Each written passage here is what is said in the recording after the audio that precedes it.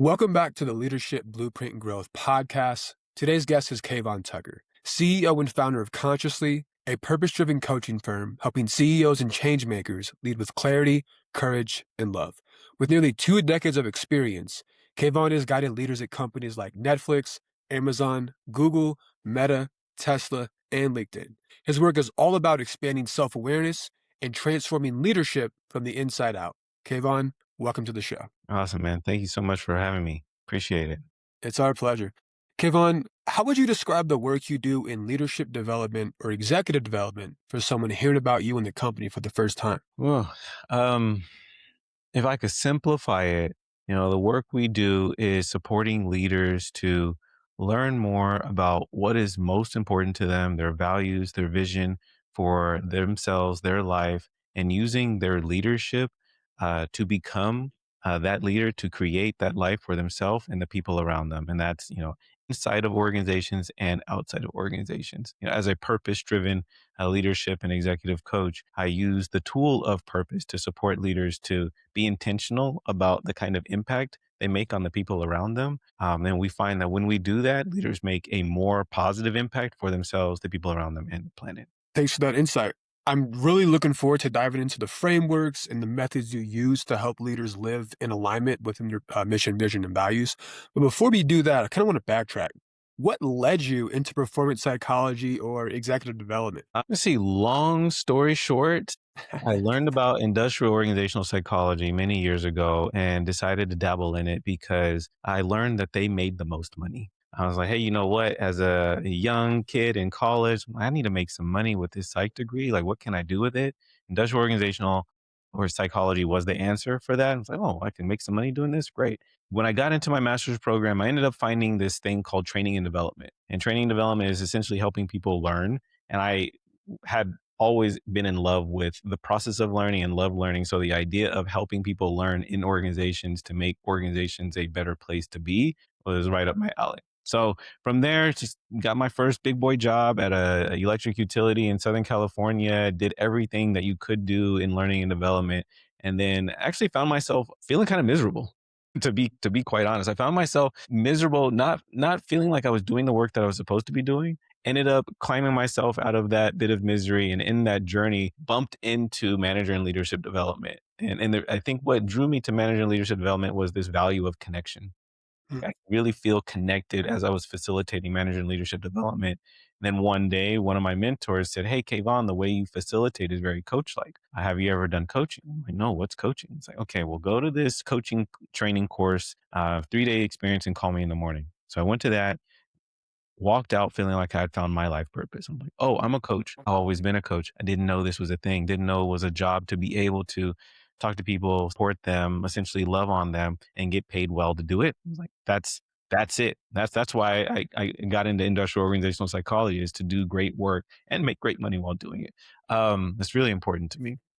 And so from there, that was back in 2015, it was a little over 10 years ago. Started my practice, built this business with my wife. She's a licensed clinical social worker. So between the two of us, realizing that the connection between leadership development, my work, and her work in mental health counseling and wellness was self-awareness, becoming a clearer version of yourself, knowing who you are, living your life consciously, not only helps you heal, but also helps you lead more effectively. So one client after another, next thing you know, here I am, got to work at all these amazing places, as you mentioned. And then in 2022, decided to pursue this thing that I'm building full time. Ended up leaving my job at Google, and here I am now. That's super awesome. And for context, I know you and I were talking off camera here, but where are you based right now in the world? Yes, currently live in Costa Rica, down in Costa Rica. I've been here for a little bit over 3 years. And I'll share a little bit. Part of the reason why I moved here was to create an environment for my daughter. This is a part of me wanting to create my life consciously and lead my life consciously and create the kind of environment that would be good for my daughter. But it also is for me to put myself in an environment that is supportive of me being the kind of leader that I want to be, while I support my clients to do the same. That I'm not only a coach, but I'm also a client of this work, right? This work is really important to me in terms of leading your life fully, leading your life, feeling free to create the life of your dreams. And big picture, that's what I think everyone wants, and they use work to do that. And so here I am using my work to create the life of my dreams. No, absolutely. No, back when I studied psychology a bit, well, not a lot of humans, everyone lives our lives in patterns. And we're kind of unaware of the choices and decisions that we actually make. A lot of it is a subconscious behavior. Now, when working with these leaders, what is essentially the first step that you like to take when raising their self-awareness or making them more self-aware of the actions and decisions they're actually making? Yeah, there's a question in coaching that gets asked often in a million different ways, which is, what do you want? And so naturally, I ask that question. I ask it a million different ways all the time. What do you want? The question that I also anchor on is why? Why? What? And I don't normally ask why. I'll say, well, what makes that important? What do you think that's Mm, going to do for you? What will that create for you? Again, a million different ways to ask the same question, but those are the questions where I start. It's like, what's your vision for your life? Where do you want to see yourself in 4 to 5 years or 2 to 3 years? Great. Now we have that. Now, how can we use your leadership in your organization or your leadership at home to support you creating that vision for your life? What I've learned for myself and for my clients is when you can anchor people to what's most important to them, one, you learn more about like what is most important to them. You get their values out of that. But two, people will work hard for it. And leaders will move the world to create the vision that they have for themselves and their family and the life that they want, right? And they're like, you know what? Like I really want to be a more present father, which means I'm going to have to lead at work differently than if I didn't know that I wanted to be that kind of present father in the future. So those things, that's where I always start. It's like, what's your vision? What's your vision for your life? And what makes that important? Do you find that when working with clients, they have a difficult time, like, spatting that out really quickly on what exactly they want? Absolutely. Absolutely. It's It's a so muscle. Oh, go Go ahead. for it.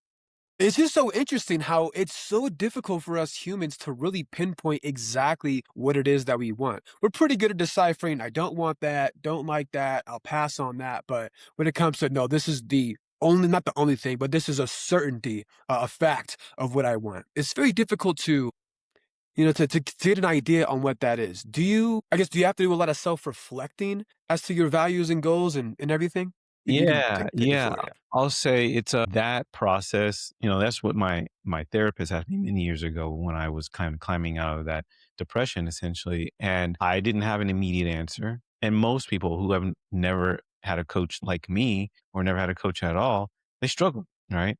But it's a muscle that you can build, right? And so I can't tell you, I honestly can't count on my hands. I can't count on my hands and toes how many times I'll ask, "What do you want?" to a client in some way and they'll say, "I don't know." Yeah. And then what I will do is say, "Okay, well, we'll wait. Oh, actually, I have something," right? And you see it needs space. People need space to be able to allow what they want to come forward because it's often kind of mired down by all these other things and the stress and the pressures and the things they think they're supposed to want. When you give people the time and the space to sit with that question, something always comes up. Always. But the knee jerk reaction is, "I don't know." Right. But people know. People know. And that's the work is flexing that muscle in our work. Absolutely. So I'm not gonna claim a religion, but I like the Buddhist way of life. I definitely am a big believer in, metaphysics and whatnot. And I feel like all answers are within, you know. The problem is we don't allow our mind to get quiet enough and frequently enough to allow those answers to arise, Absolutely. whether it, gets shot down from infinite intelligence or God, whatever you want to call it, or it comes from another source. We really don't know. But I do know with absolute certainty that wisdom and the answers come in silence. And it's just a matter of that practice, that muscle being built. And I see you're excited about that topic. Yeah, you can elaborate Yeah. if you want. Yeah, I mean, well, that you understand, right? That's exactly it. So a part of the work, in leading consciously is to connect to oneself. Silence is a part of that process for some people who don't have that muscle. Some of my clients who have been working with me for a year, what do you want? La, da, da, da, da, da, da. They have developed that strength, and sometimes it can be overused, right? It's like it's a skill that can be overused because sometimes what other people want is also important, right? It's not just about what you want. And Mm. so it's something that can be honed and developed, but it takes practice. And this is what I do in my work is I call these things practice. We're just practicing becoming the leaders that we say we want to be. And a part of that is understanding what you want, what your vision is, what's important to you, and being able to give voice to it, you know, putting words to it. I love the niche and the avenues that you went down in life because as someone who, is a fan of, the Buddhist way of life and metaphysics and obviously personal development and maxing out your fullest potential, I feel like you kind of chose the perfect way to go about that. Kudos Well, to you. well, I appreciate that.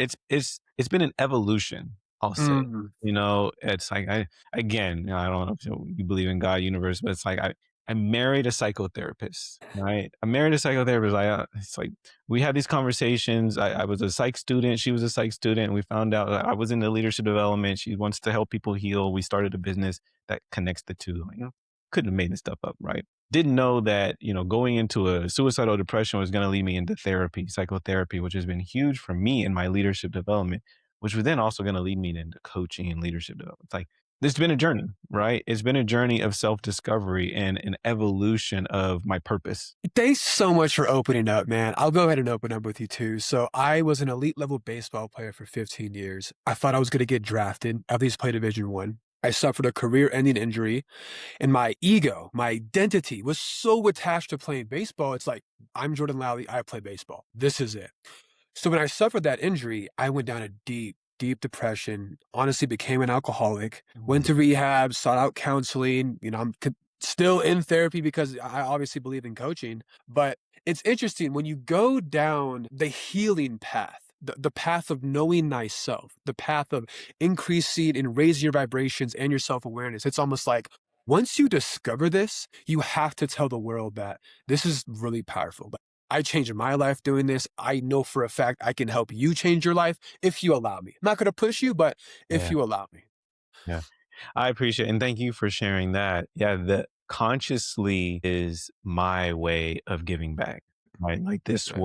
this work, knowing oneself saved my life. And I've chosen this set of skills called coaching to give that gift back. And my wife has a similar but different set of skills to give the same gift back, the gift of self awareness, right? And the gift of creating your life from a place of knowing who you are or wanting and exploring who you are, and then creating the environment that facilitates you being who you want to be.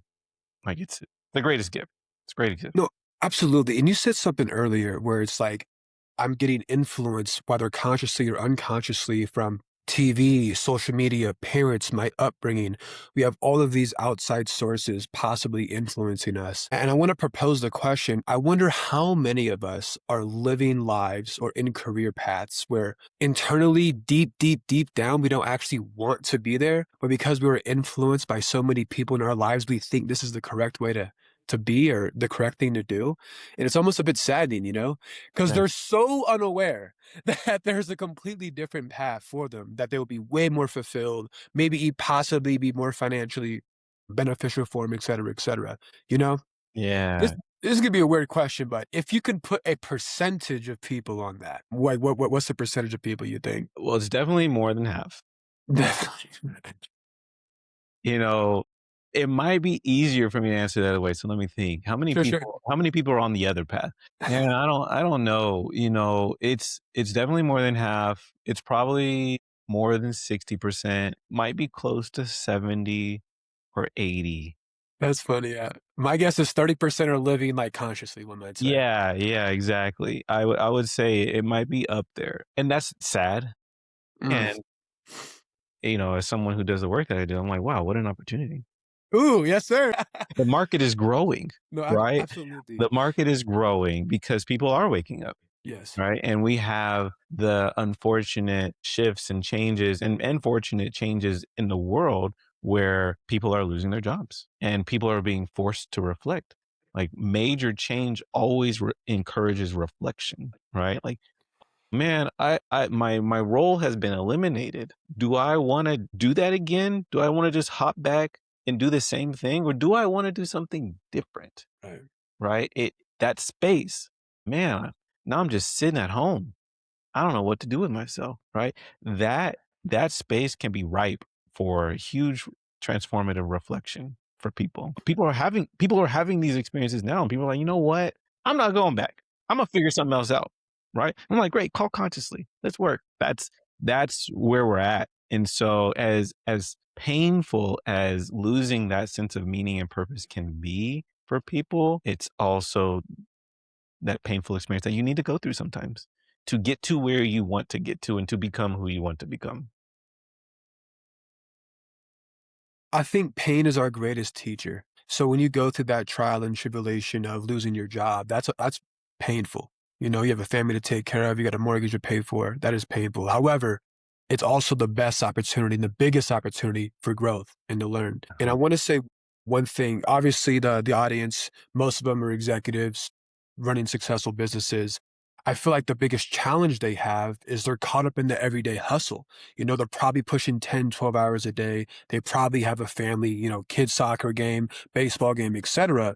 Where's the time to reflect? You know what I mean? And I Yeah, kind of going back to the beginning where we just live in these patterns and it's habitual conversations with ourselves or habitual thought patterns. And when we don't take the 15 minutes, you know, out of our day to sit down, get quiet and reflect, it's kind of hard to really discover who am I? What do I like? What do I want? You know? it is. And that's, the people you're referring to, those are my clients, right? Mm. I have these leaders who come and we find each other at the right time where they're ready to make a change because they have felt that little glimmer of like, this isn't right. Like, like I come home from work or I step out of my home office and I see my kids and I'm drained and I don't want to show up with my family drained.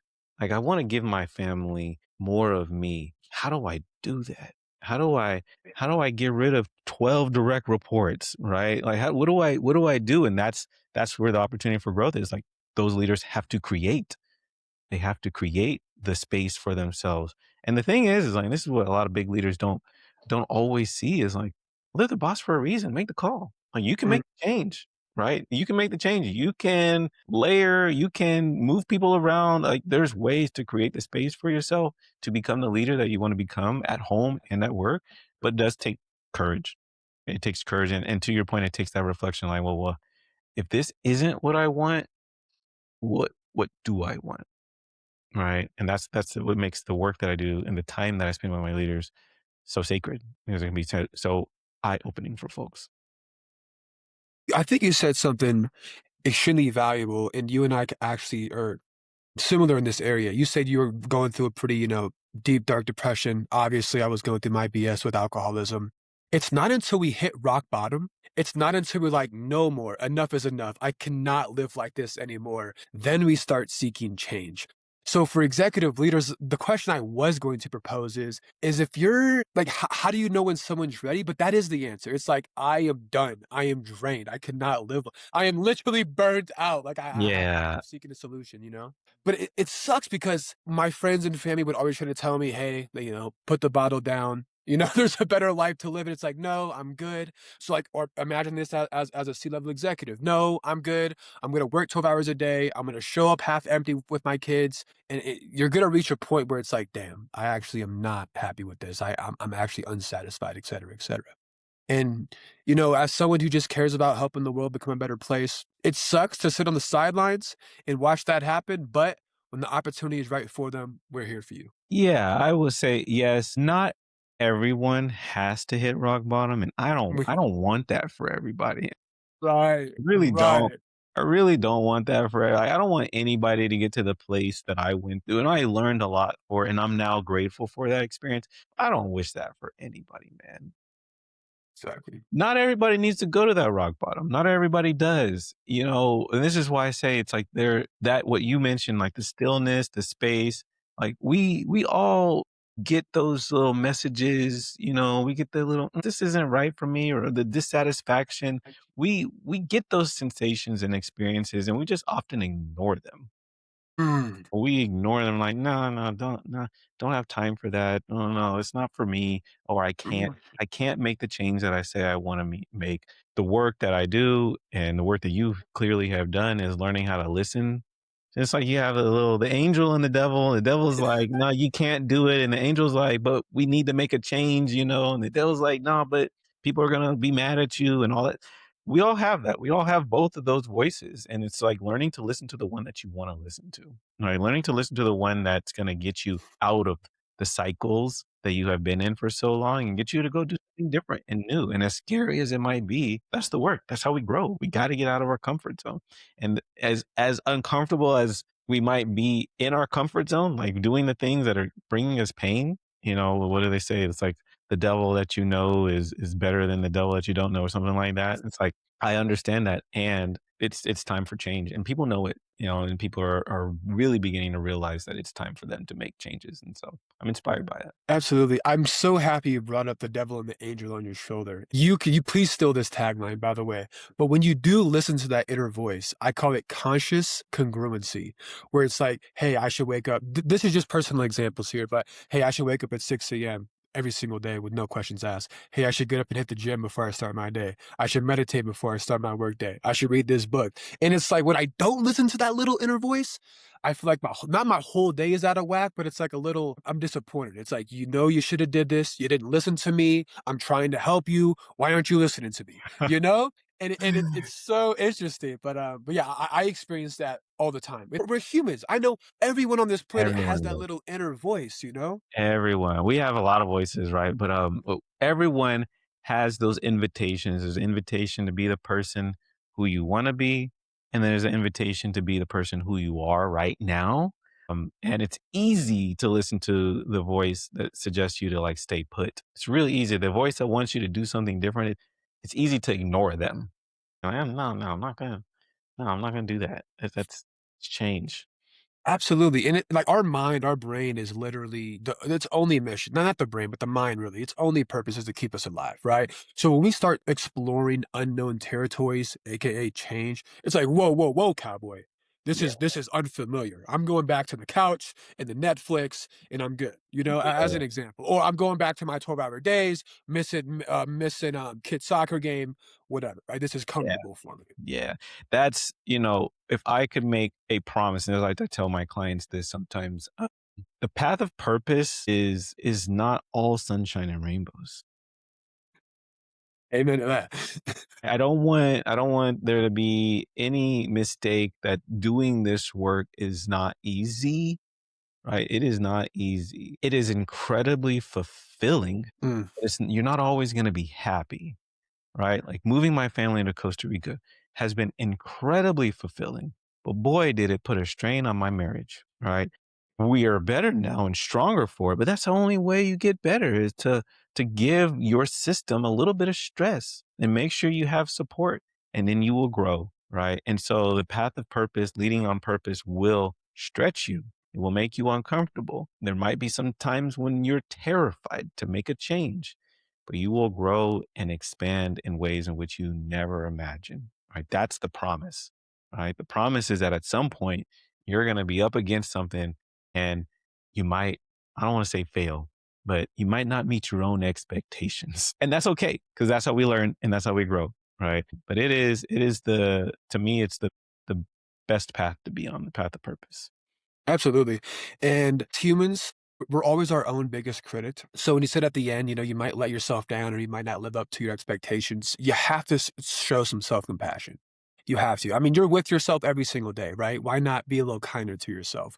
Yeah. And on the topic of the first thing that you said, how it's not going to be easy, it's definitely going to be hard. We're going to create some friction. But how do you build muscle? It's uncomfortable. You're Oh, straining your muscle, right? It's like, damn, this is heavy. This is hard. You literally expand the muscle, and when it comes back, it grows bigger. It grows stronger. But you have to get uncomfortable. You have to strain or use that muscle in order for it to grow. yeah. Well, So yeah. Talk to me about fitness metaphors. I love it.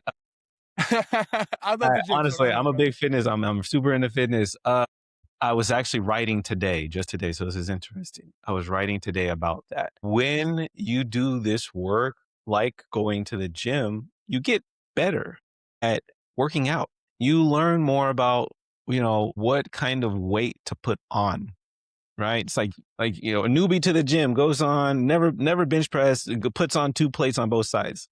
And what happens? Falls on their chest, right? And like, oh, It's too much, right? Too much. The same happens when we do this work. Like sometimes you overshoot what you're capable of, and that's okay. That's how we learn and we backtrack and we reflect like, oh, wow, that was a big challenge. Oh, okay. What might be the next best step for us? Like, what's going to be a good, healthy challenge for you that's not going to overload your system, right? Mm. That muscle, when you get good at that, you can take small steps every since like going to the gym. You know, you go to the gym every day, you do a little bit of work, you make sure you get a little bit of that growth stimulus, and then you recover. Next thing you know, you're like, wow, I'm in great shape. All I did was just do a little bit every day. It's the same with this kind of work, right? The people get tripped up when they start thinking about making change because they're always thinking about the end in mind. We got to climb this mountain. How are we going to climb the mountain? Right? Well, the answer is take your first step, and then you take one more, and then you take another. And then if you trip, okay, okay. Are we okay? We tripped. Okay, cool. Are we ready to start again? Let's do another. And the next thing you know, you've climbed the mountain. No, thanks for those insights. It's about that consistency, right? It's not about how far you have to go, but it's like get it just doing a little bit every day at the gym or taking just that first next step or that next step. And pretty soon after 10,000 steps or 10,000 days in the gym as an example, it's like, man, I got an 8-pack, I'm feeling swole, I'm at the top of the mountain. But it's You it's have really that consistency. What's up? you have transformed. The Yeah. consistency, you'll do anything consistently, you will transform. Now Yes. you will look back in 6 months, 12 months. I am a completely different person. My life is completely different. I feel completely different. Right? Consistency is so critical to this work and to leadership and life in general. I get excited because listen to what you just said, audience. Listen, 6 to 12 months. 6 to 12 months is not a long time at all. You can completely change your entire life in 6 to 12 months. Yes, sign me up. Like, yes, you know what I mean, though? In all reality, and I think the biggest challenge again is the unknown, the uncomfortable, the stigma of outside sources judging me, all that BS, right? But if you really want to live consciously, live a purposeful life, you have to do what's good for you, regardless of what outside sources are talking about. On that note, Kayvon, do you have any specific examples, or excuse me, client case studies or success stories of clients working with you and they did transform? Man, I mean, I don't know if I should say this. I'm gonna say it. I've developed a little bit of a knack for supporting senior leaders to quit their full-time jobs and then pursue solopreneurship or become founders. It's just a thing that just happens. I'm seeing it's not something that I sign up for or really ask for in any of my clients to do, but they end up landing. It's like, oh, this thing that I have been doing no longer fits for me. So I couldn't tell you how many clients, but it's more than a handful of leaders, senior leaders who have said, hey, you know what, I'm gonna go do something completely different. That's super fun for me. The other thing that I have supported a lot of leaders to do is to rework how they approach their current work. Like when we do vision purpose work and people get really clear on their values, they might have the same role, but they approach it so incredibly different that it has transformed their leadership and how they feel about the same work. So some people come to me and they're like, I just don't like this anymore. And then we reflect on how they're being in their role and start shifting that. And people are actually, I could keep doing this. Right. So both ends, sometimes it's like people are out and sometimes it's like, wow, like just shifting what values I bring to my leadership has enabled me to find a new path in this current role. And that's really cool too. Oh my gosh, such a good answer. I want to say two things. I'm going to start with the second thing you said. I used to listen to this person named Wes Watson on YouTube. Not a good human being anymore, if you know who that is, but initially, great mentor. He said he was completely unsatisfied on the streets, making a bunch of money, selling weed to get by, whatever. And whenever he was in prison, he was more at peace with being in prison than he was on the street. So it correlates with I'm a C-level executive. I'm unfulfilled in my life. They work with you. They work with Kayvon. And because you changed your internal state, you change your thoughts, you raise your awareness, you increase your vibration, you changed your internal state. Now, when you show up to your work, you view your career with a completely different lens. And it starts with that internal work. So thanks for saying that. Yeah. The other thing I want to say is, it's just from a business perspective. Business or life is about having skills, right? The more skills you have, one might argue, the farther you go. So if you are a C-level executive and you might one day become a founder or become a CEO of your own company, and you might be a little nervous about that. That's okay, because you have so many skills right now in your current profession, your current career, that you can probably be a successful founder or a successtional CEO because you've built the last 10, 12, 15 years cultivating these skills, you know? Absolutely. Well, yeah. I mean, I think that's the thing that I found with my clients is that they don't see their whole selves. They don't see what they have to offer the world within the confines of their current role. There are limits to how they can apply themselves. And then when people liberate themselves, some of these organizations, institutions, they end up being able to explore more of who they are and what's important to them. And they begin to incorporate and integrate more of the skills and their passions and purpose and expand in really, really cool ways. Absolutely. Kayvon, I had a ton of fun talking to you, man. This was a really Yeah, good same conversation. here, man. I appreciate you. Absolutely. Any closing notes you want to leave with the people? No closing. I'll say one thing. There's a visualization exercise that I do for my clients that I've done for myself. It's a billboard. I'll leave folks with that. If there is a billboard and you could leave them with there's one billboard, one message, and make one impact, what would that be? So I encourage folks to reflect on that. Mine is just love yourself. Now that has saved me and served me for decades now. And so I want to offer that to anyone who's listening. Such good advice. I appreciate that. And where can they find you, out of curiosity? You can find me at consciously.one. And so that's the best way. They can also find me on LinkedIn, Kayvon Tucker. And if you're into fitness content, you can find me on Instagram. So you get a lot of fitness content there. Yeah, I'll definitely add you there after this call. But anyways, Kayvon, again, it was a pleasure. Audience, thanks for tuning in. Appreciate you. Thank you, man. Bye.